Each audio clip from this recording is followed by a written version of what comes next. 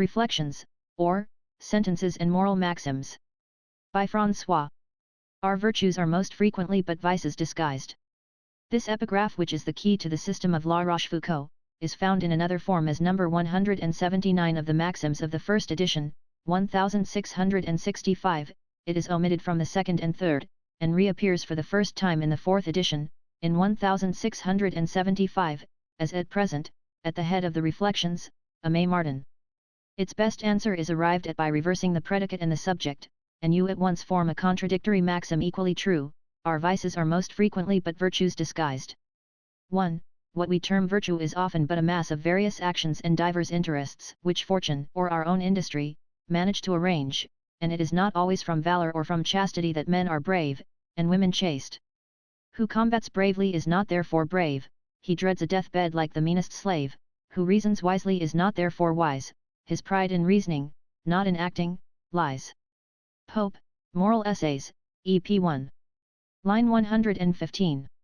2. Self-love is the greatest of flatterers. 3. Whatever discoveries have been made in the region of self-love, there remain many unexplored territories there. This is the first hint of the system the author tries to develop. He wishes to find in vice a motive for all our actions, but this does not suffice him. He is obliged to call other passions to the help of his system and to confound pride, vanity, interest, and egotism with self-love. This confusion destroys the unity of his principle, Aimé Martin. 4. Self-love is more cunning than the most cunning man in the world. 5. The duration of our passions is no more dependent upon us than the duration of our life. Then what becomes of free will, Aimé Martin? 6. Passion often renders the most clever man a fool, and even sometimes renders the most foolish man clever. 7. Great and striking actions which dazzle the eyes are represented by politicians as the effect of great designs, instead of which they are commonly caused by the temper and the passions. Thus the war between Augustus and Anthony, which is set down to the ambition they entertained of making themselves masters of the world, was probably but an effect of jealousy. 8. The passions are the only advocates which always persuade. They are a natural art, the rules of which are infallible, and the simplest man with passion will be more persuasive than the most eloquent without. See Maxim 249, which is an illustration of this. 9. The passions possess a certain injustice and self-interest which makes it dangerous to follow them, and in reality we should distrust them even when they appear most trustworthy. 10. In the human heart there is a perpetual generation of passions, so that the ruin of one is almost always the foundation of another. 11. Passions often produce their contraries. Avarice sometimes leads to prodigality, and prodigality to avarice. We are often obstinate through weakness and daring through timidity. 12. Whatever care we take to conceal our passions under the appearances of piety and honor, they are always to be seen through these veils. The first edition, 1665, preserves the image perhaps better. However we may conceal our passions under the veil, etc., there is always some place where they peep out. 13. Our self-love endures more impatiently the condemnation of our tastes than of our opinions. 14. Men are not only prone to forget benefits and injuries, they even hate those who have obliged them, and cease to hate those who have injured them. The necessity of revenging an injury or of recompensing a benefit seems a slavery to which they are unwilling to submit. 15. The clemency of princes is often but policy to win the affections of the people. So many are the advantages which monarchs gain by clemency, so greatly does it raise their fame and endear them to their subjects, that it is generally happy for them to have an opportunity of displaying it. Montesquieu, Esprit de Lois, Lib. 6, c. 21. 16. This clemency of which they make a merit, arises oftentimes from vanity, sometimes from idleness, oftentimes from fear, and almost always from all three combined. La Rochefoucauld is content to paint the age in which he lived. Here the clemency spoken of is nothing more than an expression of the policy of Anne of Austria. Rochefoucauld had sacrificed all to her, even the favour of Cardinal Richelieu, but when she became regent she bestowed her favours upon those she hated. Her friends were forgotten. Aimé Martin. The reader will hereby see that the age in which the writer lived best interprets his maxims. 17. The moderation of those who are happy arises from the calm which good fortune bestows upon their temper. 18. Moderation is caused by the fear of exciting the envy and contempt which those merit who are intoxicated with their good fortune. It is a vain display of our strength of mind, and in short the moderation of men at their greatest height is only a desire to appear greater than their fortune. 19. We have all sufficient strength to support the misfortunes of others. The strongest example of this is the passage in Lucretius, Lib 2, line I, Suave mari magno turbantibus equora ventis iterum magnum alterius spectere laborum. 20. The constancy of the wise is only the talent of concealing the agitation of their hearts. Thus wisdom is only hypocrisy, says a commentator. This definition of constancy is a result of Maxim 18. 21. Those who are condemned to death affect sometimes a constancy and contempt for death which is only the fear of facing it, so that one may say that this constancy and contempt are to their mind what the bandage is to their eyes. See this thought elaborated in Maxim 504. 22. Philosophy triumphs easily over past evils and future evils, but present evils triumph over it. 23. Few people know death, we only endure it, usually from determination, and even from stupidity and custom, and most men only die because they know not how to prevent dying. 24. When great men permit themselves to be cast down by the continuance of misfortune, they show us that they were only sustained by ambition, and not by their mind, so that plus a great vanity, heroes are made like other men. Both these maxims have been rewritten and made conciser by the author, the variations are not worth quoting. 25. We need greater virtues to sustain good than evil fortune. Prosperity do th best discover vice, but adversity do th best discover virtue. Lord Bacon, Essays, 1625, of adversity. The quotation wrongly had does for doth. 26. Neither the sun nor death can be looked at without winking. 27. People are often vain of their passions, even of the worst, but envy is a passion so timid and shamefaced that no one ever dare avow her. 28. Jealousy is in a manner just and reasonable, as it tends to preserve a good which belongs, or which we believe belongs to us. On the other hand, envy is a fury which cannot endure the happiness of others. 29. The evil that we do does not attract to us so much persecution and hatred as our good qualities. 30. We have more strength than will, and it is often merely for an excuse we say things are impossible. 31. If we had no faults we should not take so much pleasure in noting those of others. 32. Jealousy lives upon doubt, and comes to an end or becomes a fury as soon as it passes from doubt to certainty. 33. Pride indemnifies itself and loses nothing even when it casts away vanity. See Maxim 450, where the author states, what we take from our other faults we add to our pride. 34. If we had no pride we should not complain of that of others. The proud are ever most provoked by pride. Cooper, Conversation 160. 35. Pride is much the same in all men, the only difference is the method and manner of showing it. Pride bestowed on all a common friend. Pope, Essay on Man, EP 2, line 273. 36. It would seem that nature, which has so wisely ordered the organs of our body for our happiness, has also given us pride to spare us the mortification of knowing our imperfections. 37.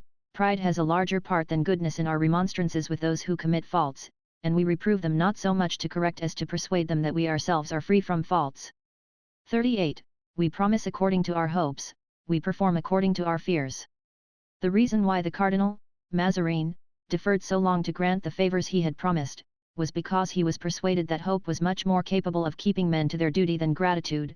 Fragments Historiques. Racine. 39. Interest speaks all sorts of tongues and plays all sorts of characters, even that of disinterestedness. 40. Interest blinds some and makes some see. 41. Those who apply themselves too closely to little things often become incapable of great things. 42. We have not enough strength to follow all our reason. 43. A man often believes himself leader when he is led, as his mind endeavors to reach one goal, his heart insensibly drags him towards another. 44. Strength and weakness of mind are misnamed, they are really only the good or happy arrangement of our bodily organs. 45. The caprice of our temper is even more whimsical than that of fortune. 46. The attachment or indifference which philosophers have shown to life is only the style of their self-love, about which we can no more dispute than of that of the palette or of the choice of colors. 47. Our temper sets a price upon every gift that we receive from fortune. 48. Happiness is in the taste, and not in the things themselves. We are happy from possessing what we like, not from possessing what others like. 49. We are never so happy or so unhappy as we suppose. 50. Those who think they have merit persuade themselves that they are honored by being unhappy, in order to persuade others and themselves that they are worthy to be the butt of fortune. Ambition has been so strong as to make very miserable men take comfort that they were supreme in misery, and certain it is, that where we cannot distinguish ourselves by something excellent, we begin to take a complacency in some singular infirmities, follies, or defects of one kind or other. Burke, On the Sublime and Beautiful, 1756, Part I, Sect. 17. The translators incorrectly cite Speech on Conciliation with America. Also, Burke does not actually write ambition has been, he writes it has been. When speaking of ambition. 51. Nothing should so much diminish the satisfaction which we feel with ourselves as seeing that we disapprove at one time of that which we approve of at another. 52. Whatever difference there appears in our fortunes, there is nevertheless a certain compensation of good and evil which renders them equal. 53. Whatever great advantages nature may give, it is not she alone, but fortune also that makes the hero. 54. The contempt of riches in philosophers was only a hidden desire to avenge their merit upon the injustice of fortune. By despising the very goods of which fortune had deprived them, it was a secret to guard themselves against the degradation of poverty, it was a back way by which to arrive at that distinction which they could not gain by riches. It is always easy as well as agreeable for the inferior ranks of mankind to claim merit from the contempt of that pomp and pleasure which fortune has placed beyond their reach. The virtue of the primitive Christians, like that of the first Romans, was very frequently guarded by poverty and ignorance. Gibbon, Decline and Fall, Chap. 15. 55. The hate of favorites is only a love of favor. The envy of not possessing it, consoles and softens its regrets by the contempt it evinces for those who possess it, and we refuse them our homage, not being able to detract from them what attracts that of the rest of the world. 56. To establish ourselves in the world we do everything to appear as if we were established. 57. Although men flatter themselves with their great actions, they are not so often the result of a great design as of chance. 58. It would seem that our actions have lucky or unlucky stars to which they owe a great part of the blame or praise which is given them. 59. There are no accidents so unfortunate from which skillful men will not draw some advantage, nor so fortunate that foolish men will not turn them to their hurt. 60. Fortune turns all things to the advantage of those on whom she smiles. 61. The happiness or unhappiness of men depends no less upon their dispositions than their fortunes. Still to ourselves in every place consigned our own felicity we make or find. Goldsmith, Traveller, 431. 62. Sincerity is an openness of heart, we find it in very few people, what we usually see is only an artful dissimulation to win the confidence of others. 63. The aversion to lying is often a hidden ambition to render our words credible and weighty, and to attach a religious aspect to our conversation. 64. Truth does not do as much good in the world, as its counterfeits do evil. 65. There is no praise we have not lavished upon prudence, and yet she cannot assure to us the most trifling event. The author corrected this maxim several times. In 1665 it is number 75, 1666, number 66, 1671-5, number 65, in the last edition it stands as at present. In the first he quotes Juvenal, Saturday. X, line 315. Nullum numen habs si sit prudentia, noste, nos facimus, fortuna, diem, caeleci locamus. Applying to prudence what Juvenal does to fortune, and with much greater force. 66. A clever man ought to so regulate his interests that each will fall in due order. Our greediness so often troubles us, making us run after so many things at the same time, that while we too eagerly look after the least we miss the greatest. 67. What grace is to the body good sense is to the mind. 68. It is difficult to define love, all we can say is, that in the soul it is a desire to rule, in the mind it is a sympathy, and in the body it is a hidden and delicate wish to possess what we love, plus many mysteries. Love is the love of one singularly with desire to be singularly beloved. Hobbes' Leviathan, 1651, Part I, Chapter 6. 2 notes about this quotation.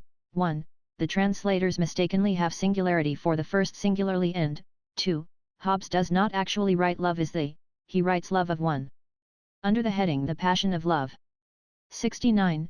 If there is a pure love, exempt from the mixture of our other passions, it is that which is concealed at the bottom of the heart and of which even ourselves are ignorant.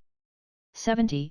There is no disguise which can long hide love where it exists, nor feign it where it does not. 71.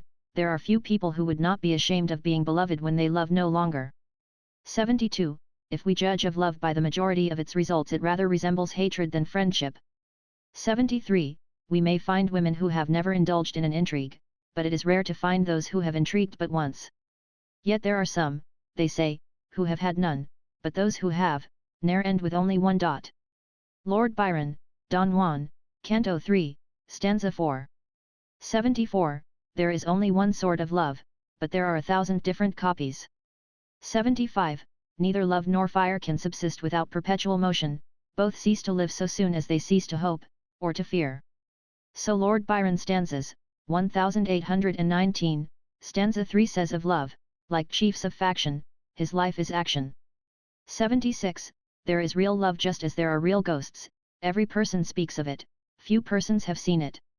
O love! No habitant of earth thou art, an unseen seraph, we believe in thee, a faith whose martyrs are the broken heart, but never yet hath seen, nor e'er shall see the naked eye, thy form as it should be. Lord Byron, Childe Harold, Canto 4, stanza 121. 77. Love lends its name to an infinite number of engagements, commerces, which are attributed to it, but with which it has no more concern than the Doge has with all that is done in Venice. 78. The love of justice is simply in the majority of men the fear of suffering injustice. 79. Silence is the best resolve for him who distrusts himself. 80. What renders us so changeable in our friendship is, that it is difficult to know the qualities of the soul, but easy to know those of the mind. 81. We can love nothing but what agrees with us, and we can only follow our taste or our pleasure when we prefer our friends to ourselves, nevertheless it is only by that preference that friendship can be true and perfect. 82. Reconciliation with our enemies is but a desire to better our condition, a weariness of war, the fear of some unlucky accident. Thus terminated that famous War of the Fronde. The Duc de la Rochefoucauld desired peace because of his dangerous wounds and ruined castles, which had made him dread even worse events. On the other side the Queen, who had shown herself so ungrateful to her two ambitious friends, did not cease to feel the bitterness of their resentment. I wish, said she, it were always night, because daylight shows me so many who have betrayed me. Memoirs de Madame de Motteville, Tom. 4, p. 60. Another proof that although these maxims are in some cases of universal application, they were based entirely on the experience of the age in which the author lived. 83. What men term friendship is merely a partnership with a collection of reciprocal interests, and an exchange of favors. In fact it is but a trade in which self-love always expects to gain something. 84. It is more disgraceful to distrust than to be deceived by our friends. 85. We often persuade ourselves to love people who are more powerful than we are, yet interest alone produces our friendship. We do not give our hearts away for the good we wish to do, but for that we expect to receive. 86. Our distrust of another justifies his deceit. 87. Men would not live long in society were they not the dupes of each other. A maxim, adds a Martin, which may enter into the code of a vulgar rogue, but one is astonished to find it in a moral treatise. Yet we have scriptural authority for it, deceiving and being deceived, 2 Tim. 3:13. 88. Self-love increases or diminishes for us the good qualities of our friends, in proportion to the satisfaction we feel with them, and we judge of their merit by the manner in which they act towards us. 89. Everyone blames his memory, no one blames his judgment. 90. In the intercourse of life, we please more by our faults than by our good qualities. 91. The largest ambition has the least appearance of ambition when it meets with an absolute impossibility encompassing its object. 92. To awaken a man who is deceived as to his own merit is to do him as bad a turn as that done to the Athenian madman who was happy in believing that all the ships touching at the port belonged to him. That is, they cured him. The madman was Thrasyllus, son of Pythagoras. His brother Crito cured him, when he infinitely regretted the time of his more pleasant madness. See Aelian, var. History 4. 25. So Horace, Paul, me Oxidistus, amici, non servastes, 8, cui sic extorta voluptas et demptus per vim mentis gradassimus error. Hor.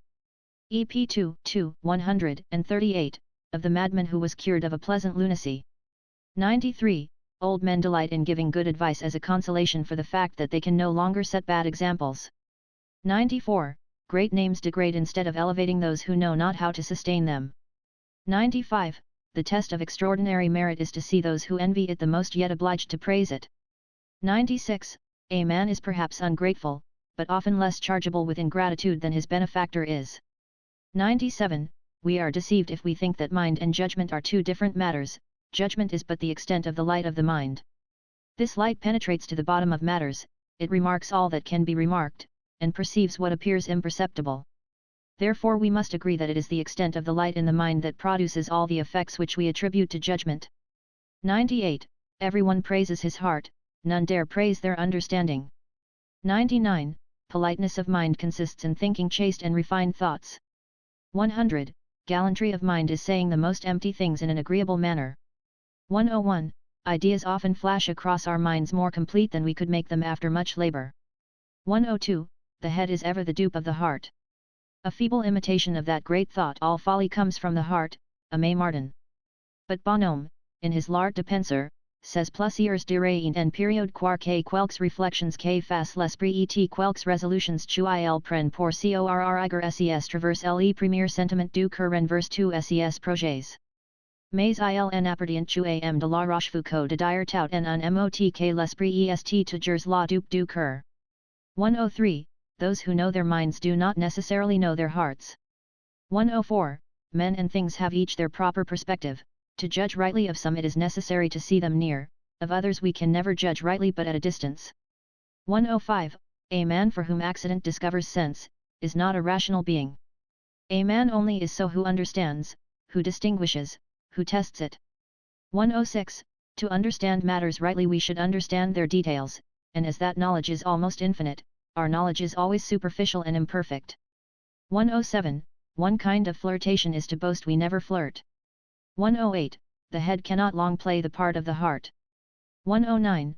Youth changes its tastes by the warmth of its blood, age retains its tastes by habit. 110. Nothing is given so profusely as advice. 111.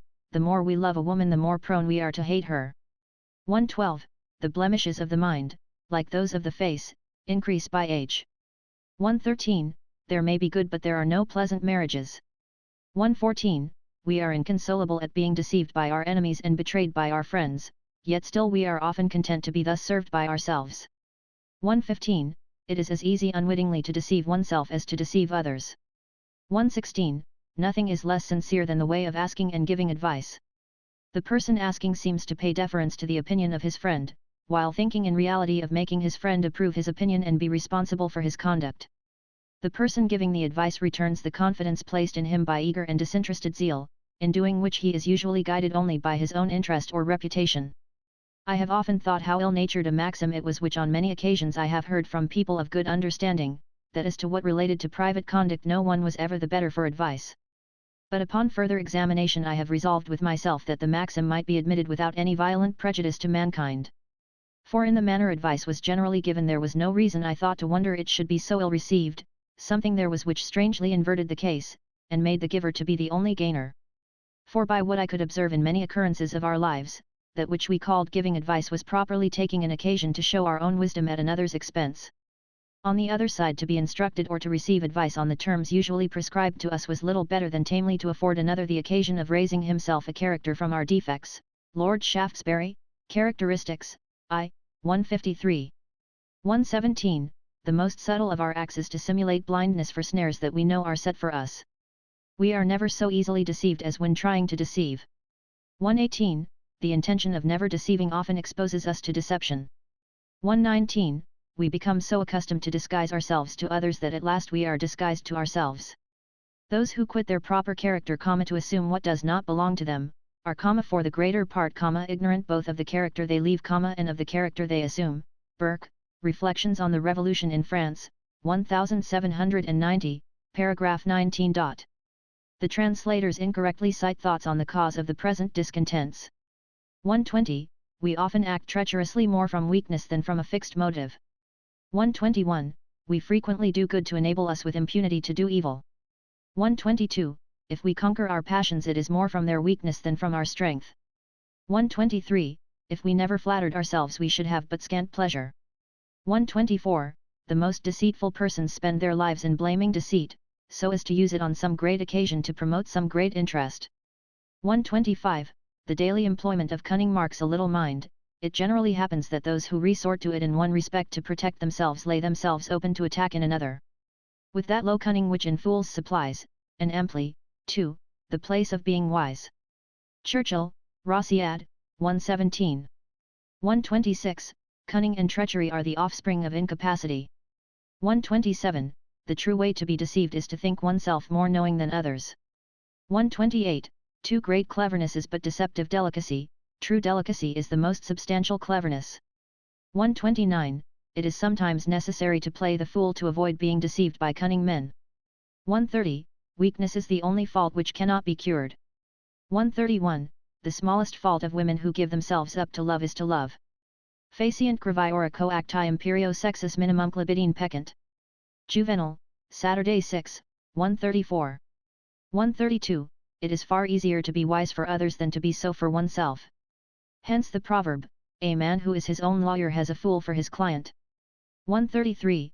The only good examples are those that make us see the absurdity of bad originals. 134. We are never so ridiculous from the habits we have as from those that we affect to have. 135. We sometimes differ more widely from ourselves than we do from others. 136. There are some who never would have loved if they never had heard it spoken of. 137. When not prompted by vanity we say little. 138. A man would rather say evil of himself than say nothing. Montaigne's vanity led him to talk perpetually of himself, and as often happens to vain men, he would rather talk of his own failings than of any foreign subject. Hallam, Literature of Europe. 139. One of the reasons that we find so few persons rational and agreeable in conversation is there is hardly a person who does not think more of what he wants to say than of his answer to what is said. The most clever and polite are content with only seeming attentive while we perceive in their mind and eyes that at the very time they are wandering from what is said and desire to return to what they want to say. Instead of considering that the worst way to persuade or please others is to try thus strongly to please ourselves, and that to listen well and to answer well are some of the greatest charms we can have in conversation. An absent man can make but few observations, he can pursue nothing steadily because his absences make him lose his way. They are very disagreeable and hardly to be tolerated in old age, but in youth they cannot be forgiven. Lord Chesterfield, Letter 195. 140. If it was not for the company of fools, a witty man would often be greatly at a loss. 141. We often boast that we are never bored, but yet we are so conceited that we do not perceive how often we bore others. 142. As it is the mark of great minds to say many things in a few words, so it is that of little minds to use many words to say nothing. So much they talked, so very little said. Churchill, Rosciad, 550. Men who are unequal to the labor of discussing an argument or wish to avoid it, are willing enough to suppose that much has been proved because much has been said. Junius, January 1769. 143. It is oftener by the estimation of our own feelings that we exaggerate the good qualities of others than by their merit, and when we praise them we wish to attract their praise. 144. We do not like to praise, and we never praise without a motive. Praise is flattery, artful, hidden, delicate, which gratifies differently him who praises and him who is praised. The one takes it as the reward of merit, the other bestows it to show his impartiality and knowledge. 145. We often select envenomed praise which, by a reaction upon those we praise, shows faults we could not have shown by other means. 146. Usually we only praise to be praised. 147. Few are sufficiently wise to prefer censure which is useful to praise which is treacherous. 148. Some reproach is praise, some praise is reproach. Damn with faint praise, assent with civil leer, and, without sneering, teach the rest to sneer. Pope Essay on Man, 1733, Epistle to Dr. Arbuthnot. 149. The refusal of praise is only the wish to be praised twice. The modesty which pretends to refuse praise is but in truth a desire to be praised more highly. Edition 1665. 150. The desire which urges us to deserve praise strengthens our good qualities, and praise given to wit, valor, and beauty, tends to increase them. 151. It is easier to govern others than to prevent being governed. 152. If we never flattered ourselves the flattery of others would not hurt us. Adulatione servilia fingabant securita fragilitate credentis. Tacit. Ann 16. 153. Nature makes merit but fortune sets it to work. 154. Fortune cures us of many faults that reason could not. 155. There are some persons who only disgust with their abilities, there are persons who please even with their faults. 156. There are persons whose only merit consists in saying and doing stupid things at the right time, and who ruin all if they change their manners. 157. the fame of great men ought always to be estimated by the means used to acquire it. 158. Flattery is base coin to which only our vanity gives currency. 159. It is not enough to have great qualities, we should also have the management of them. 160. However brilliant an action, it should not be esteemed great unless the result of a great motive. 161. A certain harmony should be kept between actions and ideas if we desire to estimate the effects that they produce. 162. The art of using moderate abilities to advantage wins praise, and often acquires more reputation than real brilliancy. 163. Numberless arts appear foolish whose secret motives are most wise and weighty. 164. It is much easier to seem fitted for posts we do not fill than for those we do. 165. Ability wins us the esteem of the true men, luck that of the people. 166. The world oftener rewards the appearance of merit than merit itself. 167. Avarice is more opposed to economy than to liberality. 168. However deceitful hope may be, yet she carries us on pleasantly to the end of life. Hope travels through, nor quits us when we die. Pope, Essay on Man, EP 2. 169. Idleness and fear keeps us in the path of duty, but our virtue often gets the praise. Quod sanitia erat sapientia vocaretur. Tacitus Historiae. 170. If one acts rightly and honestly, it is difficult to decide whether it is the effect of integrity or skill. 171. As rivers are lost in the sea, so are virtues and self. 172. If we thoroughly consider the varied effects of indifference, we find we miscarry more in our duties than in our interests. 173. There are different kinds of curiosity. One springs from interest, which makes us desire to know everything that may be profitable to us, another from pride, which springs from a desire of knowing what others are ignorant of. 174. It is far better to accustom our mind to bear the ills we have than to speculate on those which may befall us. Rather bear those ills we have than fly to others that we know not of.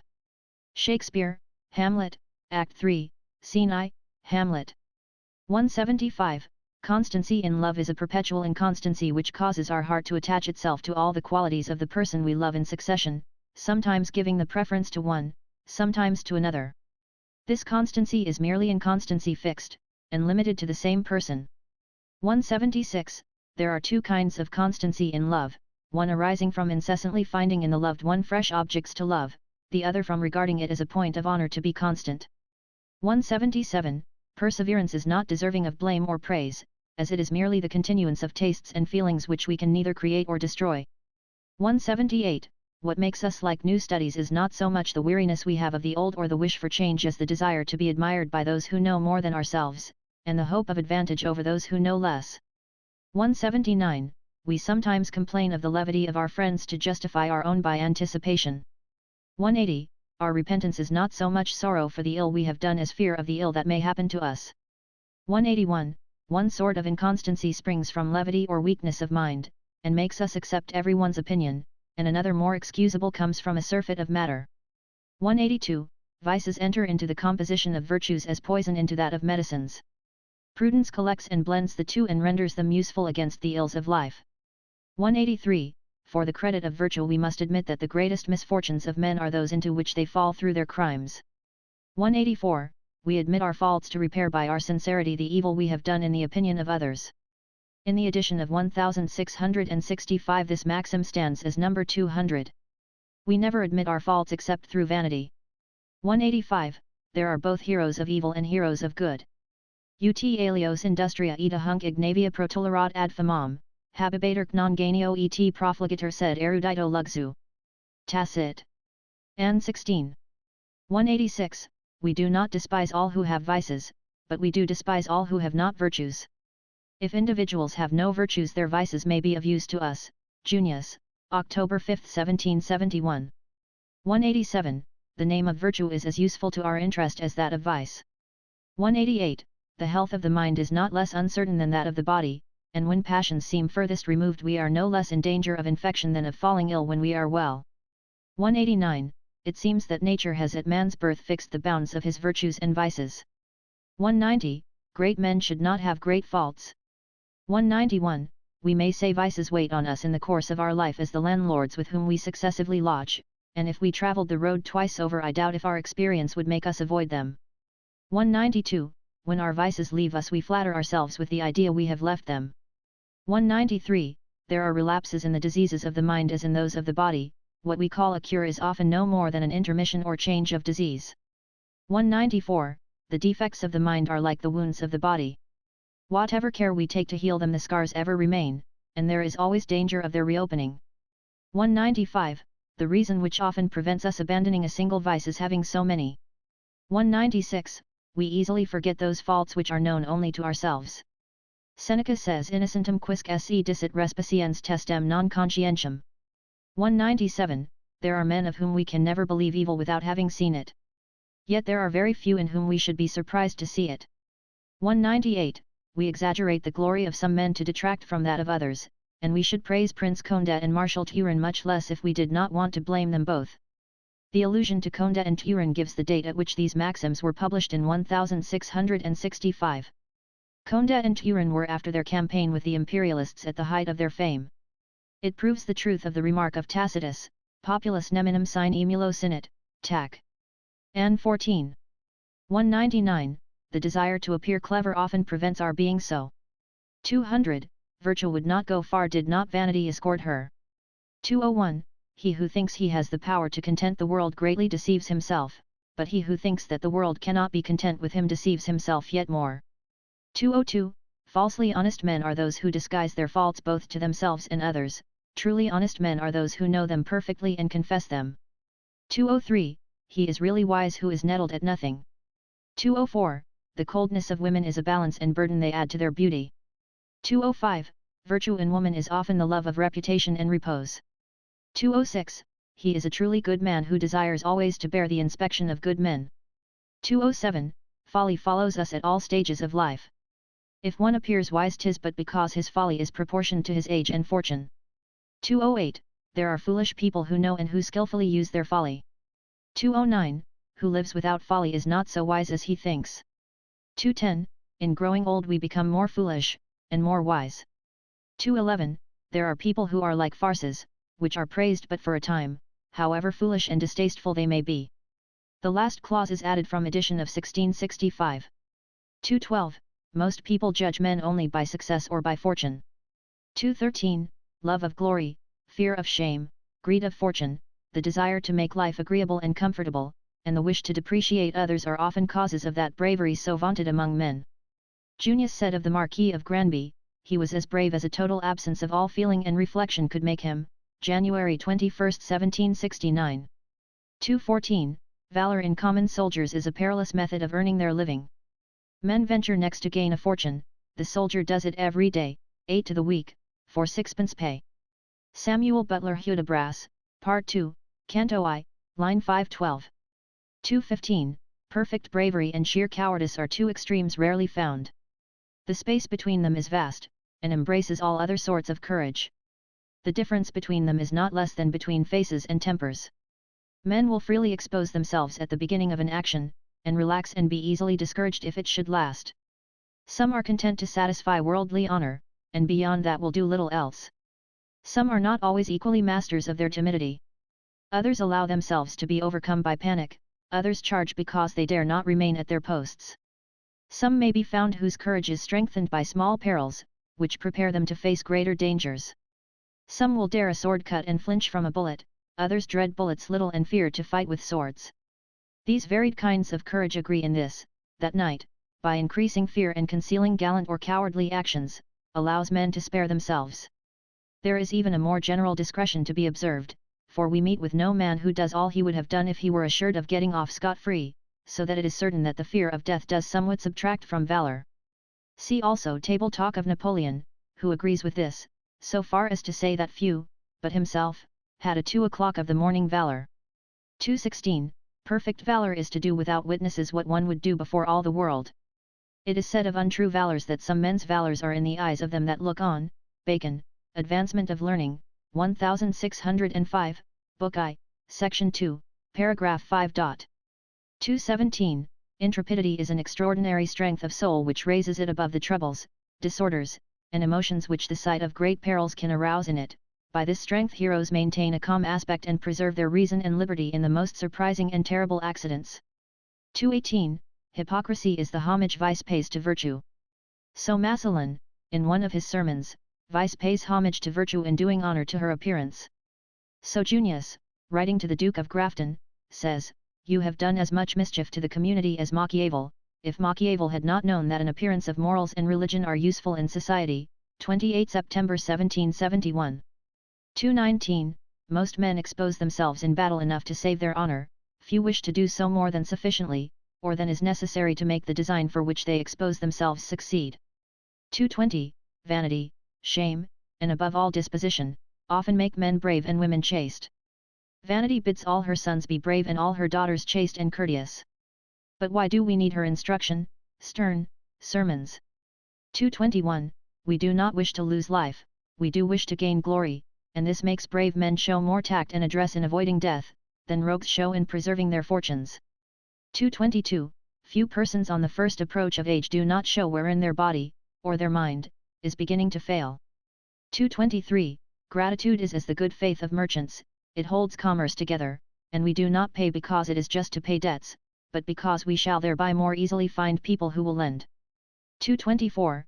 All those who pay the debts of gratitude cannot thereby flatter themselves that they are grateful. 225. What makes false reckoning, as regards gratitude, is that the pride of the giver and the receiver cannot agree as to the value of the benefit. The first foundation of friendship is not the power of conferring benefits, but the equality with which they are received, and may be returned. Junius's letter to the king. 226. Too great a hurry to discharge of an obligation is a kind of ingratitude. 227. Lucky people are bad hands at correcting their faults, they always believe that they are right when fortune backs up their vice or folly. The power of fortune is confessed only by the miserable, for the happy impute all their success to prudence and merit. Swift, Thoughts on Various Subjects. 228. Pride will not owe, self-love will not pay. 229. The good we have received from a man should make us excuse the wrong he does us. 230. Nothing is so infectious as example, and we never do great good or evil without producing the like. We imitate good actions by emulation, and bad ones by the evil of our nature, which shame imprisons until example liberates. 231. It is great folly to wish only to be wise. 232. Whatever pretext we give to our afflictions, it is always interest or vanity that causes them. 233. In afflictions there are various kinds of hypocrisy. In one, under the pretext of weeping for one dear to us, we bemoan ourselves, we regret her good opinion of us, we deplore the loss of our comfort, our pleasure, our consideration. Thus the dead have the credit of tears shed for the living. I affirm 'tis a kind of hypocrisy which in these afflictions deceives itself. There is another kind not so innocent because it imposes on all the world, that is the grief of those who aspire to the glory of a noble and immortal sorrow. After time, which absorbs all, has obliterated what sorrow they had, they still obstinately obtrude their tears, their sighs, their groans, they wear a solemn face, and try to persuade others by all their acts, that their grief will end only with their life. This sad and distressing vanity is commonly found in ambitious women.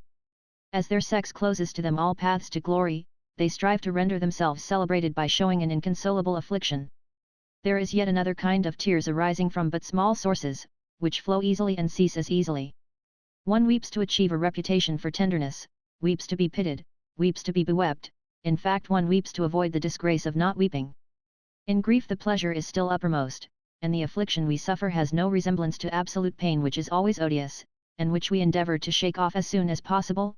Burke, Sublime and Beautiful, 1756, Part I, Sect.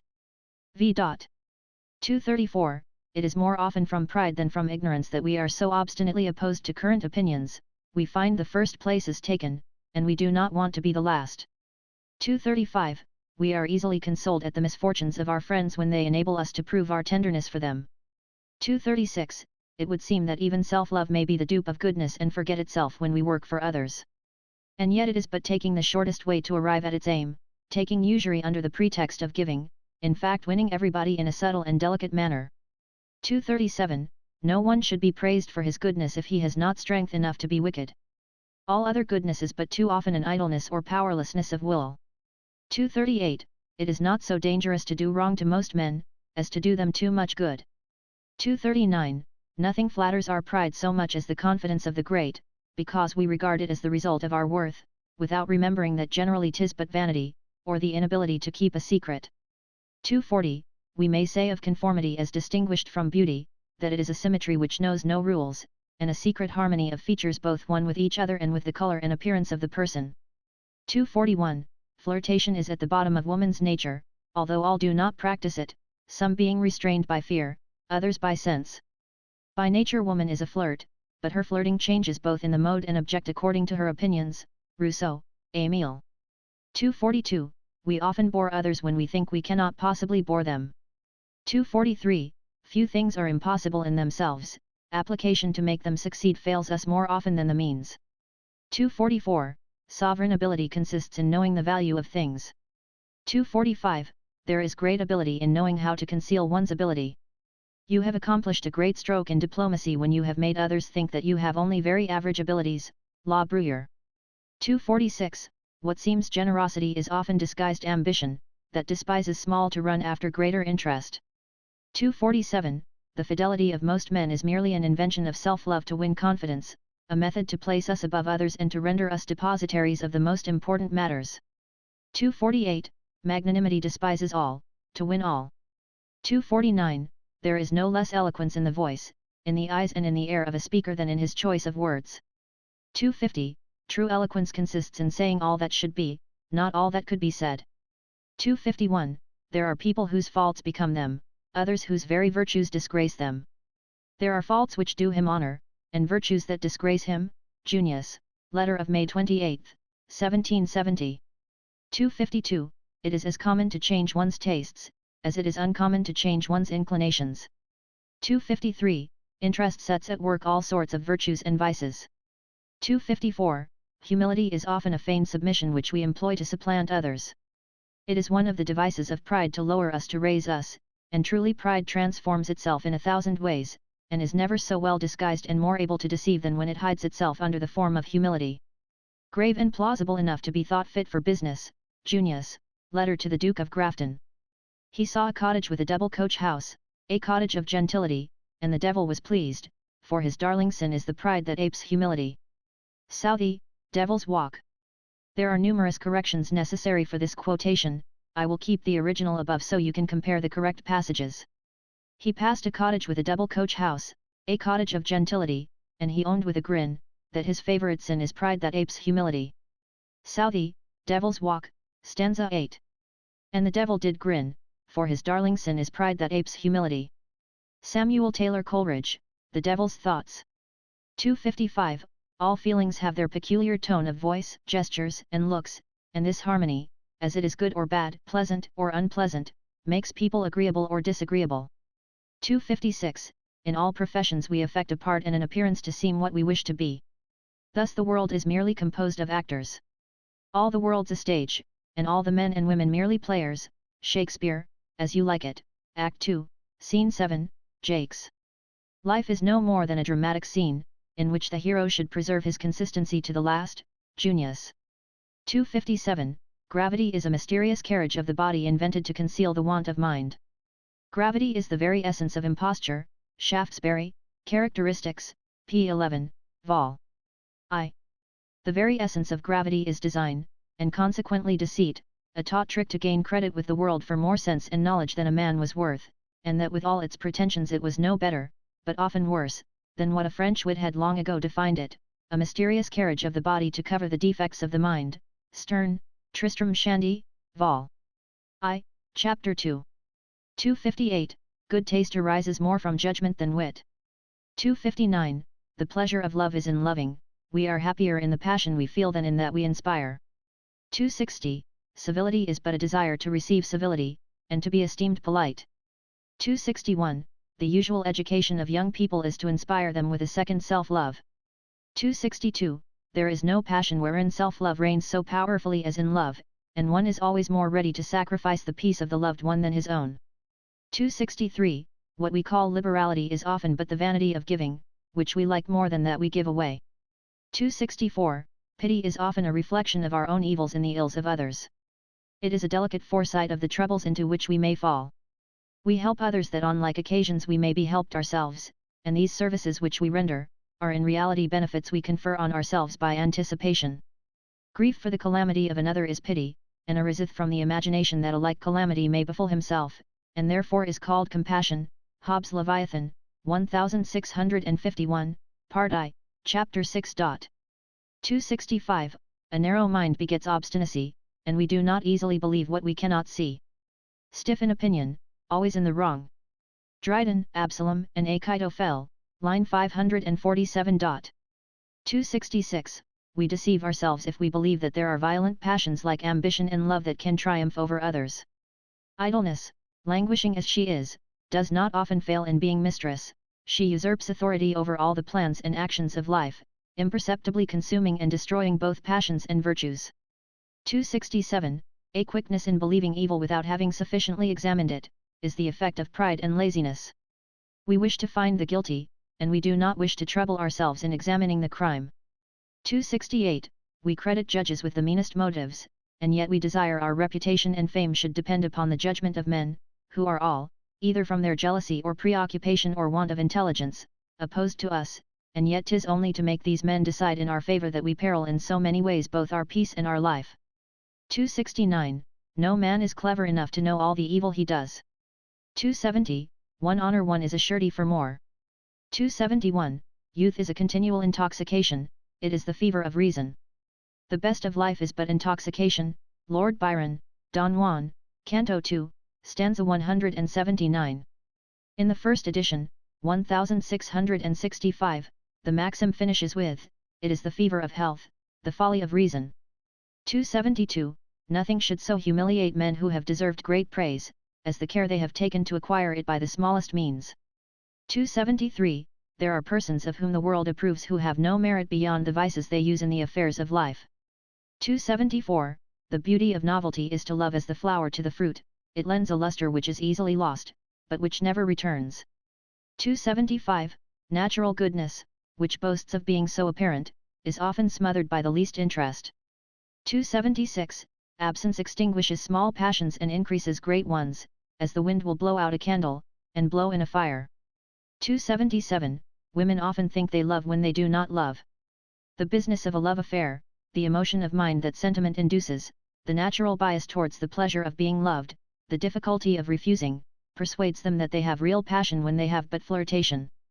And if in fact she takes a grande passion, it is a very serious thing indeed. 9 times in 10 'tis but caprice or fashion, coquetry or a wish to take the lead, the pride of a mere child with a new sash on.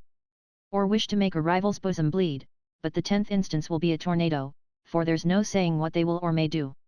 Lord Byron, Don Juan, Canto 12. Stanza 77.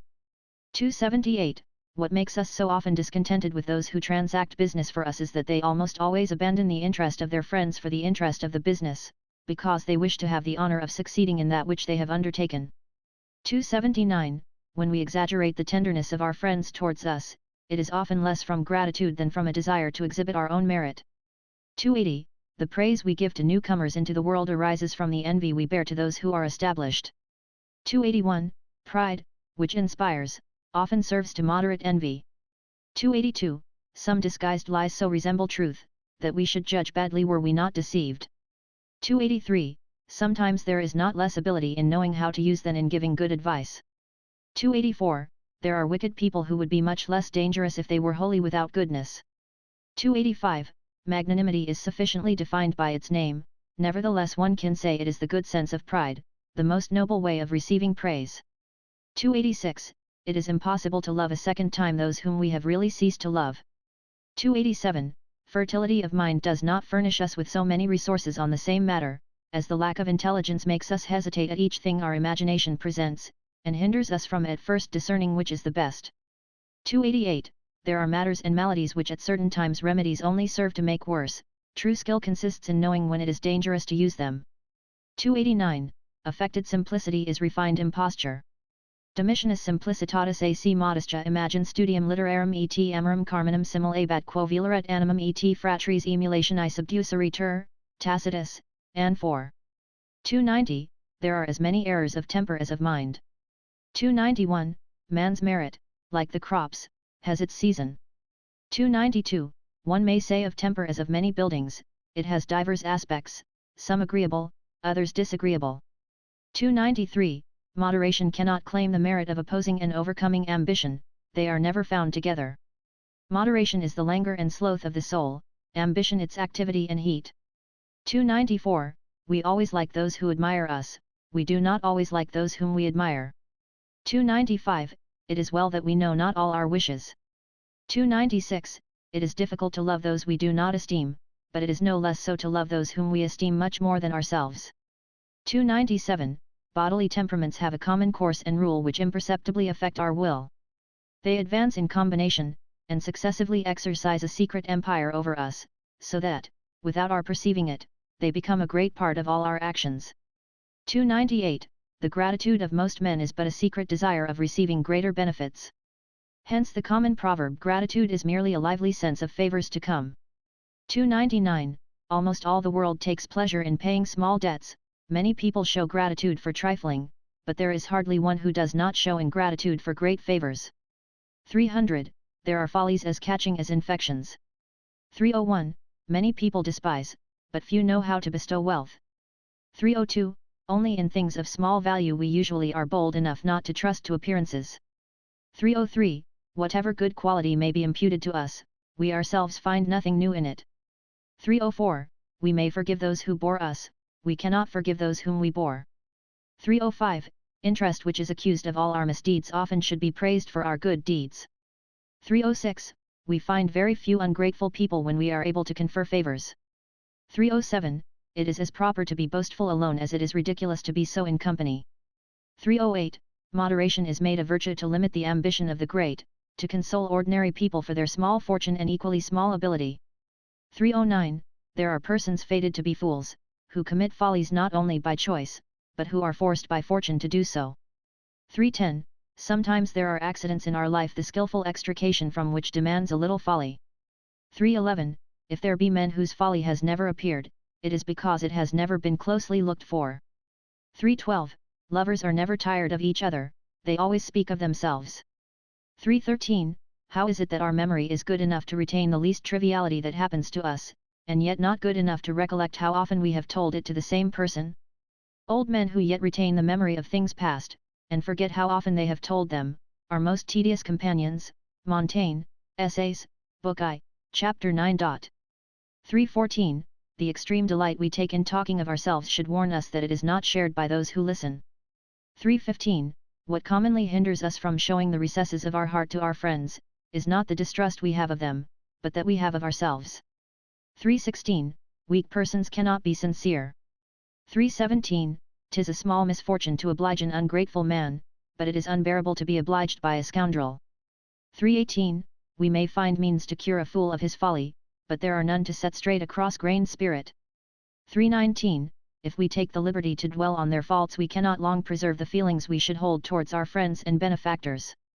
320, to praise princes for virtues they do not possess is but to reproach them with impunity. Praise undeserved is satire in disguise, quoted by Pope from a poem which has not survived, The Garland, by Mr. Broadhurst. In some cases exaggerated or inappropriate praise becomes the most severe satire. Scott, Woodstock. 321, we are nearer loving those who hate us, than those who love us more than we desire. 322, those only are despicable who fear to be despised. 323, our wisdom is no less at the mercy of fortune than our goods. 324, there is more self-love than love and jealousy. 325, we often comfort ourselves by the weakness of evils, for which reason has not the strength to console us. 326, ridicule dishonors more than dishonor itself. No, says a commentator, ridicule may do harm, but it cannot dishonor, it is vice which confers dishonor. 327, we own to small faults to persuade others that we have not great ones. 328, envy is more irreconcilable than hatred. 329, we believe, sometimes, that we hate flattery, we only dislike the method. But when I tell him he hates flattery, he says he does, being then most flattered. Shakespeare, Julius Caesar Act 2, Scene I, Decius. 330, we pardon in the degree that we love. 331, it is more difficult to be faithful to a mistress when one is happy, than when we are ill-treated by her. Si qua volet regnare diu contemnata mantem, Ovid, Amores, 2. 19. 332, women do not know all their powers of flirtation. 333, women cannot be completely severe unless they hate. 334, women can less easily resign flirtations than love. 335, in love deceit almost always goes further than mistrust. 336, there is a kind of love, the excess of which forbids jealousy. 337, there are certain good qualities as there are senses, and those who want them can neither perceive nor understand them. 338, when our hatred is too bitter it places us below those whom we hate. 339, we only appreciate our good or evil in proportion to our self-love. 340, the wit of most women rather strengthens their folly than their reason. Women have an entertaining tattle, and sometimes wit, but for solid reasoning and good sense I never knew one in my life that had it, and who reasoned and acted consequentially for 24 hours together. Lord Chesterfield, Letter 129. 341, the heat of youth is not more opposed to safety than the coldness of age. 342, the accent of our native country dwells in the heart and mind as well as on the tongue. 343, to be a great man one should know how to profit by every phase of fortune.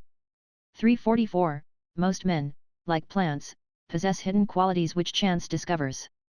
345, opportunity makes us known to others, but more to ourselves. 346, if a woman's temper is beyond control there can be no control of the mind or heart.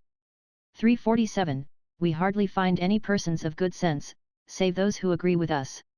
That was excellently observed, say I, when I read an author when his opinion agrees with mine. Swift, Thoughts on Various Subjects. 348, when one loves one doubts even what one most believes. 349, the greatest miracle of love is to eradicate flirtation. 350, why we hate with so much bitterness those who deceive us is because they think themselves more clever than we are. I could pardon all his, Louis XI's, deceit, but I cannot forgive his supposing me capable of the gross folly of being duped by his professions. Sir Walter Scott, Quinton Durward. 351, we have much trouble to break with one, when we no longer are in love. 352, we almost always are bored with persons with whom we should not be bored. 353, a gentleman may love like a lunatic, but not like a beast. 354, there are certain defects which well mounted glitter like virtue itself. 355, sometimes we lose friends for whose loss our regret is greater than our grief, and others for whom our grief is greater than our regret. 356, usually we only praise heartily those who admire us. 357, little minds are too much wounded by little things, great minds see all and are not even hurt. 358, humility is the true proof of Christian virtues, without it we retain all our faults, and they are only covered by pride to hide them from others, and often from ourselves. 359, infidelities should extinguish love, and we ought not to be jealous when we have cause to be so. No persons escape causing jealousy who are worthy of exciting it. 360, we are more humiliated by the least infidelity towards us, than by our greatest towards others. 361, jealousy is always born with love, but does not always die with it. 362, most women do not grieve so much for the death of their lovers for love's sake, as to show they were worthy of being beloved. 363, the evils we do to others give us less pain than those we do to ourselves. 364, we well know that it is bad taste to talk of our wives, but we do not so well know that it is the same to speak of ourselves. 365, there are virtues which degenerate into vices when they arise from nature, and others which when acquired are never perfect. For example, reason must teach us to manage our estate and our confidence, while nature should have given us goodness and valor. 366, however we distrust the sincerity of those whom we talk with, we always believe them more sincere with us than with others. 367, there are few virtuous women who are not tired of their part.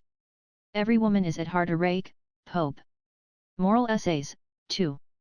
368, the greater number of good women are like concealed treasures, safe as no one has searched for them. 369, the violences we put upon ourselves to escape love are often more cruel than the cruelty of those we love. 370, there are not many cowards who know the whole of their fear. 371, it is generally the fault of the loved one not to perceive when love ceases.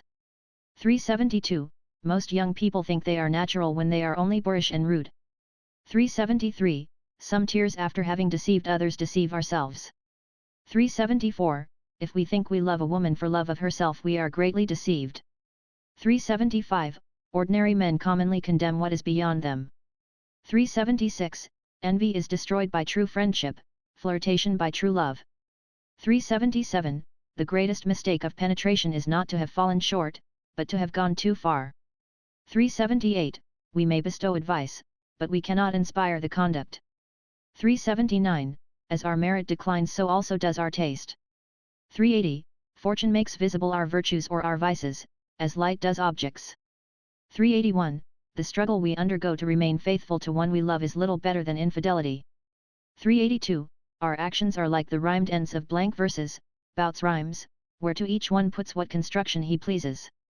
The Bouts rhymes was a literary game popular in the 17th and 18th centuries, the rhymed words at the end of a line being given for others to fill up. Thus Horace Walpole being given, brook, why, crook, I, returned the burlesque verse, I sits with my toes in a brook, and if any one axes me why? I geese am a rap with my crook, 'tis constancy makes me, sesi. 383. The desire of talking about ourselves, and of putting our faults in the light we wish them to be seen, forms a great part of our sincerity. 384. We should only be astonished at still being able to be astonished. 385. It is equally as difficult to be contented when one has too much or too little love. 386. No people are more often wrong than those who will not allow themselves to be wrong. 387. A fool has not stuff in him to be good. 388. If vanity does not overthrow all virtues, at least she makes them totter. 389. What makes the vanity of others unsupportable is that it wounds our own. 390. We give up more easily our interest than our taste. 391. Fortune appears so blind to none as to those to whom she has done no good. 392. We should manage fortune like our health, enjoy it when it is good, be patient when it is bad, and never resort to strong remedies but in an extremity. 393. Awkwardness sometimes disappears in the camp, never in the court. 394. A man is often more clever than one other, but not than all others. Singuli deci per ac discipi passant, nemo omnes neminem fi felerunt, Pliny the Younger, Panegyricus, Lxii. 395. We are often less unhappy at being deceived by one we loved, than on being deceived. 396. We keep our first lover for a long time, if we do not get a second. 397. We have not the courage to say generally that we have no faults, and that our enemies have no good qualities, but in fact we are not far from believing so. 398. Of all our faults that which we most readily admit is idleness, we believe that it makes all virtues ineffectual, and that without utterly destroying, it at least suspends their operation. 399. There is a kind of greatness which does not depend upon fortune, it is a certain manner what distinguishes us, and which seems to destine us for great things, it is the value we insensibly set upon ourselves, it is by this quality that we gain the deference of other men, and it is this which commonly raises us more above them, than birth, rank, or even merit itself. 400. There may be talent without position, but there is no position without some kind of talent. 401. Rank is to merit what dress is to a pretty woman. 402. What we find the least of in flirtation is love. 403. Fortune sometimes uses our faults to exalt us, and there are tiresome people whose deserts would be ill rewarded if we did not desire to purchase their absence. 404. It appears that nature has hid at the bottom of our hearts talents and abilities unknown to us. It is only the passions that have the power of bringing them to light, and sometimes give us views more true and more perfect than art could possibly do. 405. We reach quite inexperienced the different stages of life, and often, in spite of the number of our years, we lack experience. To most men experience is like the stern lights of a ship which illumine only the track it has passed. Coleridge. 406. Flirts make it a point of honor to be jealous of their lovers, to conceal their envy of other women. 407. It may well be that those who have trapped us by their tricks do not seem to us so foolish as we seem to ourselves when trapped by the tricks of others. 408. The most dangerous folly of old persons who have been lovable is to forget that they are no longer so. Every woman who is not absolutely ugly thinks herself handsome. The suspicion of age no woman, let her be ever so old, forgives. Lord Chesterfield, Letter 129. 409. We should often be ashamed of our very best actions if the world only saw the motives which caused them. 410. The greatest effort of friendship is not to show our faults to a friend, but to show him his own. 4ll. We have few faults which are not far more excusable than the means we adopt to hide them. 412. Whatever disgrace we may have deserved, it is almost always in our power to re-establish our character. This is hardly a period at which the most irregular character may not be redeemed. The mistakes of one sin find a retreat in patriotism, those of the other in devotion. Junius, Letter to the King. 413. A man cannot please long who has only one kind of wit. According to Segrais, this maxim was a hit at Racine and Boileau, who, despising ordinary conversation, talked incessantly of literature, but there is some doubt as to Segrais' statement, Aimé Martin. 414. Idiots and lunatics see only their own wit. 415. Wit sometimes enables us to act rudely with impunity. 416. The vivacity which increases in old age is not far removed from folly. How ill white hairs become a fool and jester. Shakespeare, King Henry IV, Part 2, Act V, Scene V, King. Can age itself forget that you are now in the last act of life? Can grey hairs make folly venerable, and is there no period to be reserved for meditation or retirement? Junius, to the Duke of Bedford, 19th September 1769. 417. In love the quickest is always the best cure. 418. Young women who do not want to appear flirts, and old men who do not want to appear ridiculous, should not talk of love as a matter wherein they can have any interest. 419. We may seem great in a post beneath our capacity, but we oftener seem little in a post above it. 420. We often believe we have constancy in misfortune when we have nothing but debasement, and we suffer misfortunes without regarding them as cowards who let themselves be killed from fear of defending themselves. 421. Conceit causes more conversation than wit. 422. All passions make us commit some faults, love alone makes us ridiculous. In love we all are fools alike. Gay, The Beggar's Opera, 1728, Act 3, Scene I, Lucy. 423. Few know how to be old. 424. We often credit ourselves with vices the reverse of what we have, thus when weak we boast of our obstinacy. 425. Penetration has a spice of divination in it which tickles our vanity more than any other quality of the mind. 426. The charm of novelty and old custom, however opposite to each other, equally blind us to the faults of our friends. Two things the most opposite blind us equally, custom and novelty. Law. Bruyère, Day Judgments. 427. Most friends sicken us of friendship, most devotees of devotion. 428. We easily forgive in our friends those faults we do not perceive. 429. Women who love, pardon more readily great indiscretions than little infidelities. 430. In the old age of love as in life we still survive for the evils, though no longer for the pleasures. The youth of friendship is better than its old age. Hazlitt's Characteristics, 229. 431. Nothing prevents our being unaffected so much as our desire to seem so. 432. To praise good actions heartily is in some measure to take part in them. 433. The most certain sign of being born with great qualities is to be born without envy. Nemo alieni virtudi invidet qui satis confidet sui. Cicero in Mark Ant. 434. When our friends have deceived us we owe them but indifference to the tokens of their friendship, yet for their misfortunes we always owe them pity. 435. Luck and temper rule the world. 436. It is far easier to know men than to know man. 437. We should not judge of a man's merit by his great abilities, but by the use he makes of them. 438. There is a certain lively gratitude which not only releases us from benefits received, but which also, by making a return to our friends as payment, renders them indebted to us. And understood not that a grateful mind, by owing owes not, but is at once indebted and discharged. Milton. Paradise Lost. 439. We should earnestly desire but few things if we clearly knew what we desired. 440. The cause why the majority of women are so little given to friendship is, that it is insipid after having felt love. Those who have experienced a great passion neglect friendship, and those who have united themselves to friendship have not to do with love. La Bruyère. Du Coeur. 441. As in friendship so in love, we are often happier from ignorance than from knowledge. 442. We try to make a virtue of vices we are loath to correct. 443. The most violent passions give some respite, but vanity always disturbs us. 444. Old fools are more foolish than young fools. Malvolio. Infirmity, that decays the wise, doth Eve make the better fool. Clown. God send you, sir, a speedy infirmity, for the better increasing of your folly. Shakespeare. Twelfth Night, Act I, Scene V. 445. Weakness is more hostile to virtue than vice. 446. What makes the grief of shame and jealousy so acute is that vanity cannot aid us in enduring them. 447. Propriety is the least of all laws, but the most obeyed. Honor has its supreme laws, to which education is bound to conform. Those things which honor forbids are more rigorously forbidden when the laws do not concur in the prohibition, and those it commands are more strongly insisted upon when they happen not to be commanded by law. Montesquieu, The Spirit of Laws, B4, C2. 448.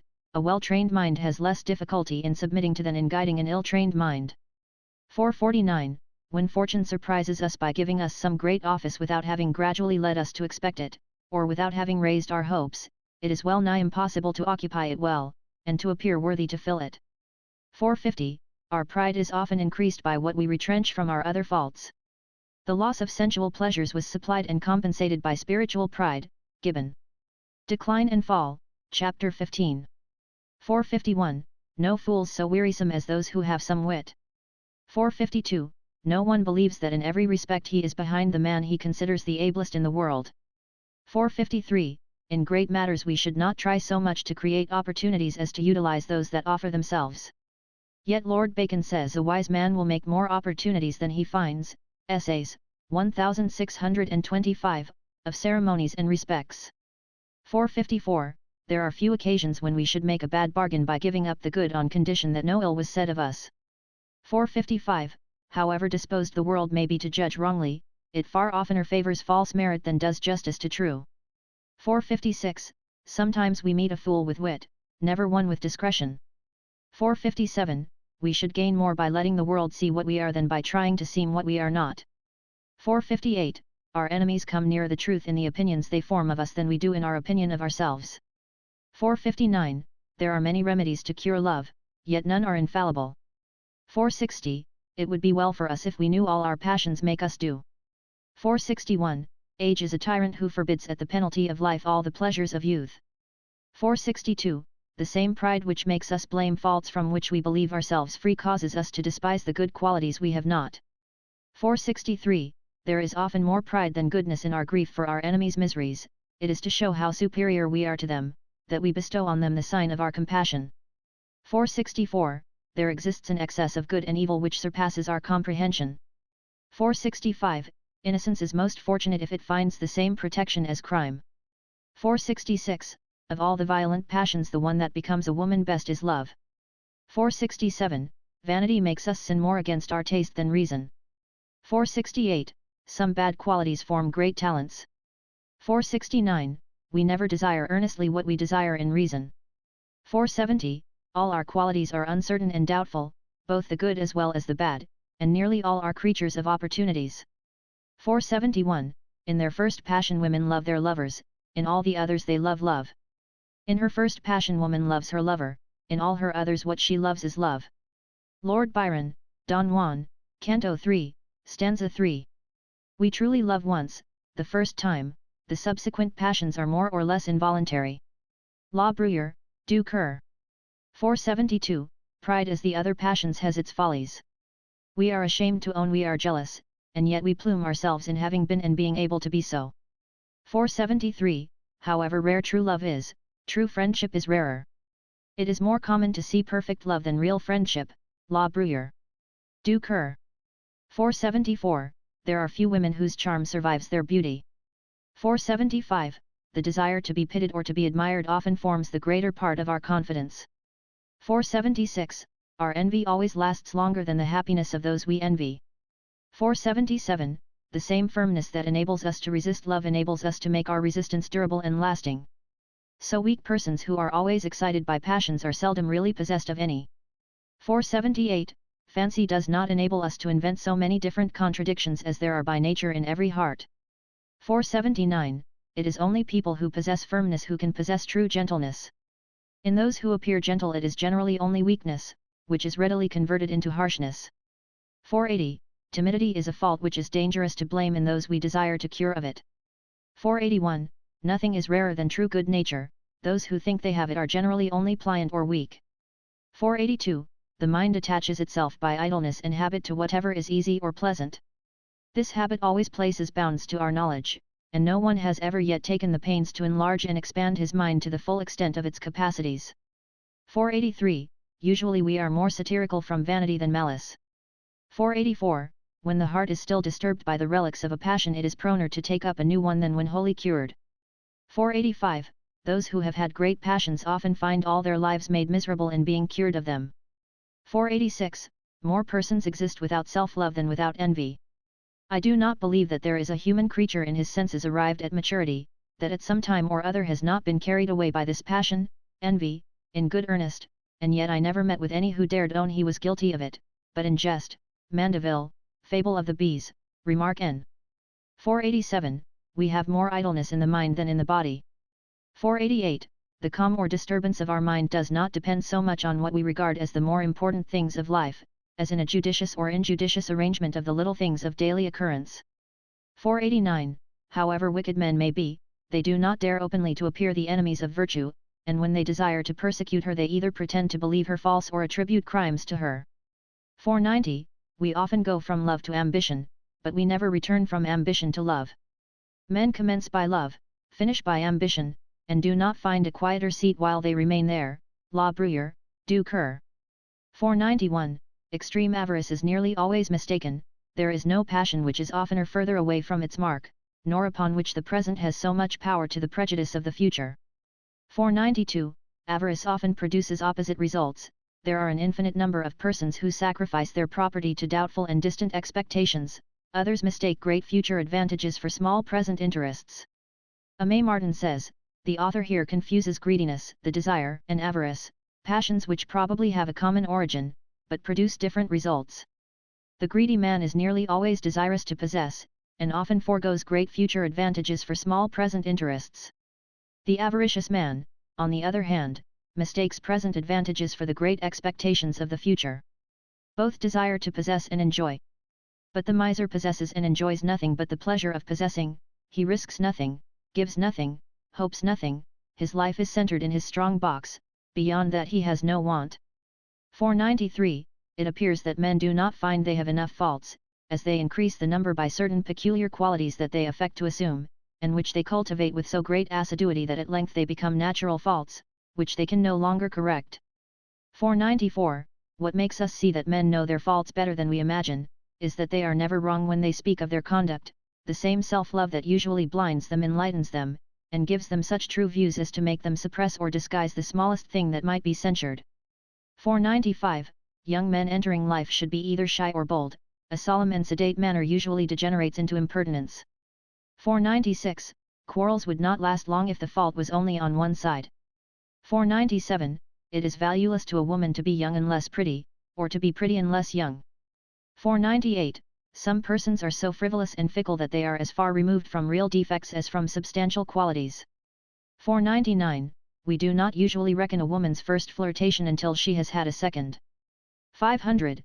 Some people are so self-occupied that when in love they find a mode by which to be engrossed with the passion without being so with the person they love. 501. Love, though so very agreeable, pleases more by its ways than by itself. 502. A little wit with good sense bores less in the long run than much wit with ill nature. 503. Jealousy is the worst of all evils, yet the one that is least pitied by those who cause it. 504. Thus having treated of the hollowness of so many apparent virtues, it is but just to say something on the hollowness of the contempt for death. I allude to that contempt of death which the heathen boasted they derived from their unaided understanding, without the hope of a future state. There is a difference between meeting death with courage and despising it. The first is common enough, the last I think always feigned. Yet everything that could be has been written to persuade us that death is no evil, and the weakest of men, equally with the bravest, have given many noble examples on which to found such an opinion. Still I do not think that any man of good sense has ever yet believed in it. And the pains we take to persuade others as well as ourselves amply show that the task is far from easy.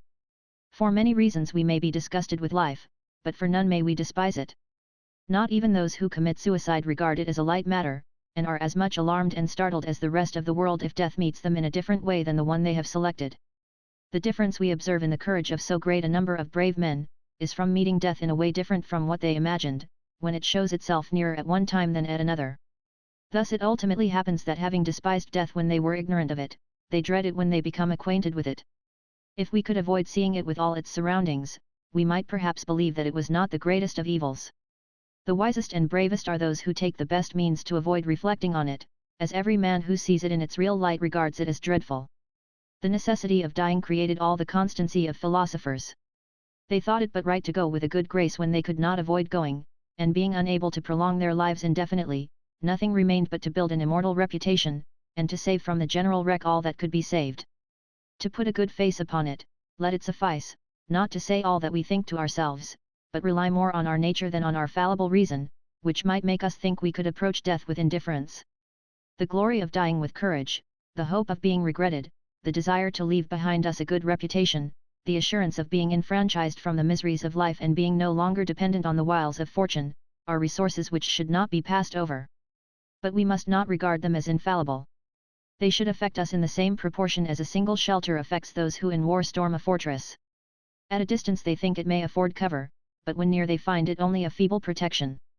It is only deceiving ourselves to imagine that death, when near, will seem the same as at a distance, or that our feelings, which are merely weaknesses, are naturally so strong that they will not suffer in an attack of the rudest of trials. It is equally as absurd to try the effect of self-esteem and to think it will enable us to count as naught what will of necessity destroy it. And the mind in which we trust to find so many resources will be far too weak in the struggle to persuade us in the way we wish. For it is this which betrays us so frequently, and which, instead of filling us with contempt of death, serves but to show us all that is frightful and fearful. The most it can do for us is to persuade us to avert our gaze and fix it on other objects. Cato and Brutus each selected noble ones. A lackey some time ago contented himself by dancing on the scaffold when he was about to be broken on the wheel. So however diverse the motives they but realize the same result. For the rest it is a fact that whatever difference there may be between the peer and the peasant, we have constantly seen both the one and the other meet death with the same composure. Still there is always this difference, that the contempt the peer shows for death is but the love of fame which hides death from his sight, in the peasant it is but the result of his limited vision that hides from him the extent of the evil, and leaves him free to reflect on other things. The first supplement. The following reflections are extracted from the first two editions of La Rochefoucauld, having been suppressed by the author in succeeding issues. 1. Self-love is the love of self, and of all things for self. It makes men self-worshippers, and if fortune permits them, causes them to tyrannize over others. It is never quiet when out of itself, and only rests upon other subjects as a bee upon flowers, to extract from them its proper food. Nothing is so headstrong as its desires, nothing so well concealed as its designs, nothing so skillful as its management. Its suppleness is beyond description, its changes surpass those of the metamorphoses, its refinements those of chemistry.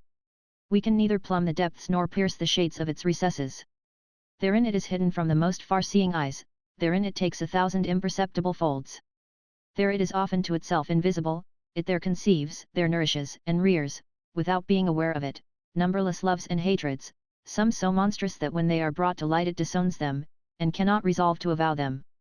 In the night which covers it are born the ridiculous persuasions it has of itself, thence come its errors, its ignorance, its silly mistakes, thence it is led to believe that its passions which sleep are dead, and to think that it has lost all appetite for that of which it is sated. But this thick darkness which conceals it from itself does not hinder it from seeing that perfectly which is out of itself, and in this it resembles our eyes which behold all, and yet cannot set their own forms. In fact, in great concerns and important matters when the violence of its desires summons all its attention, it sees, feels, hears, imagines, suspects, penetrates, divines all, so that we might think that each of its passions had a magic power proper to it. Nothing is so close and strong as its attachments, which, in sight of the extreme misfortunes which threaten it, it vainly attempts to break. Yet sometimes it effects that without trouble and quickly, which it failed to do with its whole power and in the course of years, whence we may fairly conclude that it is by itself that its desires are inflamed, rather than by the beauty and merit of its objects, that its own taste embellishes and heightens them, that it is itself the game it pursues, and that it follows eagerly when it runs after that upon which itself is eager. It is made up of contraries. It is imperious and obedient, sincere and false, piteous and cruel, timid and bold. It has different desires according to the diversity of temperaments, which turn and fix it sometimes upon riches, sometimes on pleasures. It changes according to our age, our fortunes, and our hopes. It is quite indifferent whether it has many or one, because it can split itself into many portions, and unite in one as it pleases. It is inconstant, and besides the changes which arise from strange causes it has an infinity born of itself, and of its own substance. It is inconstant through inconstancy, of lightness, love, novelty, lassitude, and distaste. It is capricious, and one sees it sometimes work with intense eagerness and with incredible labor to obtain things of little use to it which are even hurtful, but which it pursues because it wishes for them. It is silly, and often throws its whole application on the utmost frivolities. It finds all its pleasure in the dullest matters, and places its pride in the most contemptible. It is seen in all states of life, and in all conditions, it lives everywhere and upon everything, it subsists on nothing, it accommodates itself either to things or to the want of them, it goes over to those who are at war with it, enters into their designs, and, this is wonderful, it, with them, hates even itself, it conspires for its own loss, it works towards its own ruin, in fact, caring only to exist, and providing that it may be, it will be its own enemy. We must therefore not be surprised if it is sometimes united to the rudest austerity, and if it enters so boldly into partnership to destroy her, because when it is rooted out in one place it re-establishes itself in another. When it fancies that it abandons its pleasure it merely changes or suspends its enjoyment. When even it is conquered in its full flight, we find that it triumphs in its own defeat. Here then is the picture of self-love whereof the whole of our life is but one long agitation. The sea is its living image, and in the flux and reflux of its continuous waves there is a faithful expression of the stormy succession of its thoughts and of its eternal motion. Edition of 1665, No. 1. 2. Passions are only the different degrees of the heat or coldness of the blood. 1665, No. 13. 3. Moderation in good fortune is but apprehension of the shame which follows upon haughtiness, or a fear of losing what we have. 1665, No. 18. 4. Moderation is like temperance in eating, we could eat more but we fear to make ourselves ill. 1665, No. 21. 5. Everybody finds that to abuse in another which he finds worthy of abuse in himself. 1665, No. 33. 6. Pride, as if tired of its artifices and its different metamorphoses, after having solely filled the divers parts of the comedy of life, exhibits itself with its natural face, and is discovered by haughtiness, so much so that we may truly say that haughtiness is but the flash and open declaration of pride. 1665, No. 37. 7. One kind of happiness is to know exactly at what point to be miserable. 1665, No. 53. 8. When we do not find peace of mind, repose, in ourselves it is useless to seek it elsewhere. 1665, No. 53. 9. One should be able to answer for one's fortune, so as to be able to answer for what we shall do. 1665, No. 70. 10. Love is to the soul of him who loves, what the soul is to the body which it animates. 1665, No. 77. 11. As one is never at liberty to love or to cease from loving, the lover cannot with justice complain of the inconstancy of his mistress, nor she of the fickleness of her lover. 1665, No. 81. 12. Justice in those judges who are moderate is but a love of their place. 1665, No. 89. 13. When we are tired of loving we are quite content if our mistress should become faithless, to loose us from our fidelity. 1665, No. 85. 14. The first impulse of joy which we feel at the happiness of our friends arises neither from our natural goodness nor from friendship, it is the result of self-love, which flatters us with being lucky in our own turn, or in reaping something from the good fortune of our friends. 1665, No. 97. 15. In the adversity of our best friends we always find something which is not wholly displeasing to us. 1665, No. 99. This gave occasion to Swift's celebrated verses on his own death. The four first are quoted opposite the title, then follow these lines: this maxim more than all the rest, is thought too base for human breast, in all distresses of our friends, we first consult our private ends, while nature kindly bent to ease us, points out some circumstance to please us. See also Chesterfield's defence of this in his 129th letter. They who know the deception and wickedness of the human heart will not be either romantic or blind enough to deny what Rochefoucauld and Swift have affirmed as a general truth. 16. How shall we hope that another person will keep our secret if we do not keep it ourselves? 1665, No. 100. 17. As if it was not sufficient that self-love should have the power to change itself, it has added that of changing other objects, and this it does in a very astonishing manner, for not only does it so well disguise them that it is itself deceived, but it even changes the state and nature of things. Thus, when a female is adverse to us, and she turns her hate and persecution against us, Self-love pronounces on her actions with all the severity of justice, it exaggerates the faults till they are enormous, and looks at her good qualities in so disadvantageous a light that they become more displeasing than her faults.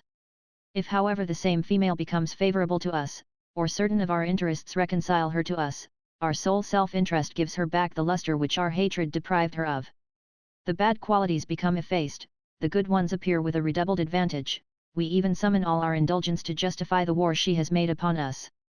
Now although all passions prove this truth, that of love exhibits it most clearly, for we may see a lover moved with rage by the neglect or the infidelity of her whom he loves, and meditating the utmost vengeance that his passion can inspire. Nevertheless, as soon as the sight of his beloved has calmed the fury of his movements, his passion holds that beauty innocent, he only accuses himself, he condemns his condemnations, and by the miraculous power of self-love, he whitens the blackest actions of his mistress, and takes from her all crime to lay it on himself. No date or number is given for this maxim. 18. There are none who press so heavily on others as the lazy ones, when they have satisfied their idleness, and wish to appear industrious. 1666, No. 91. 19. The blindness of men is the most dangerous effect of their pride, it seems to nourish and augment it, it deprives us of knowledge of remedies which can solace our miseries and can cure our faults. 1665, No. 102. 20. One has never less reason than when one despairs of finding it in others. 1665, No. 103. 21. Philosophers, and Seneca above all, have not diminished crimes by their precepts, they have only used them in the building up of pride. 1665, No. 105. 22. It is a proof of little friendship not to perceive the growing coolness of that of our friends. 1666, No. 97. 23. The most wise may be so in indifferent and ordinary matters, but they are seldom so in their most serious affairs. 1665, No. 132. 24. The most subtle folly grows out of the most subtle wisdom. 1665, No. 134. 25. Sobriety is the love of health, or an incapacity to eat much. 1665, No. 135. 26. We never forget things so well as when we are tired of talking of them. 1665, No. 144. 27. The praise bestowed upon us is at least useful in rooting us in the practice of virtue. 1665, No. 155. 28. Self-love takes care to prevent him whom we flatter from being him who most flatters us. 1665, No. 157. 29. Men only blame vice and praise virtue from interest. 1665, No. 151. 30. We make no difference in the kinds of anger, although there is that which is light and almost innocent, which arises from warmth of complexion, temperament, and another very criminal, which is, to speak properly, the fury of pride. 1665, No. 159. 31. Great souls are not those who have fewer passions and more virtues than the common, but those only who have greater designs. 1665, No. 161. 32.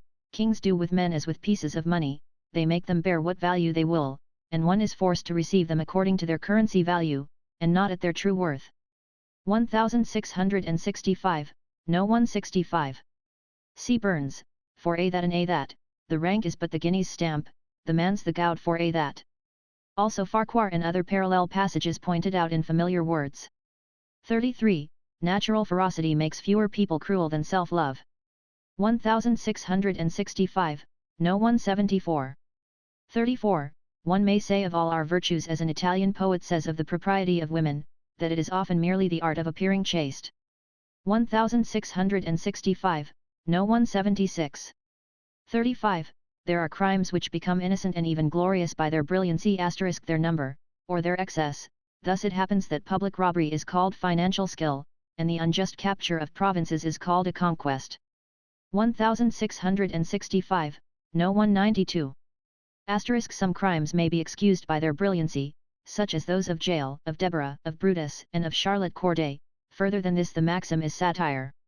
36. One never finds in man good or evil in excess. 1665, No. 201. 37. those who are incapable of committing great crimes do not easily suspect others. 1665, no. 208. The text incorrectly numbers this maxim as 508. It is 208. 38. The pomp of funerals concerns rather the vanity of the living, than the honor of the dead. 1665, no. 213. 39. Whatever variety and change appears in the world, we may remark a secret chain, and a regulated order of all time by Providence, which makes everything follow in due rank and fall into its destined course. 1665, no. 225. 40.